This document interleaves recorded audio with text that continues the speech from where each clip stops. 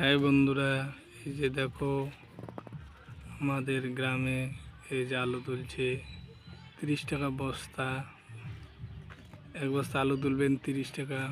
ভালো লাগলে শেয়ার করবেন। এই দেখো এই যে সবাই মিলে আলু তুলতেছে ডাবড়িতে।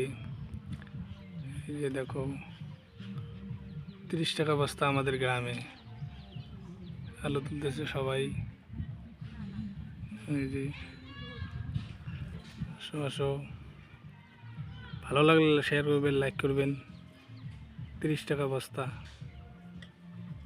এক বস্তা আলু তুলবেন 30 টাকা পাবেন। আমাদের গ্রামে সবাই বউজিগুলো সবাই আলু তুলতেছে। এই যে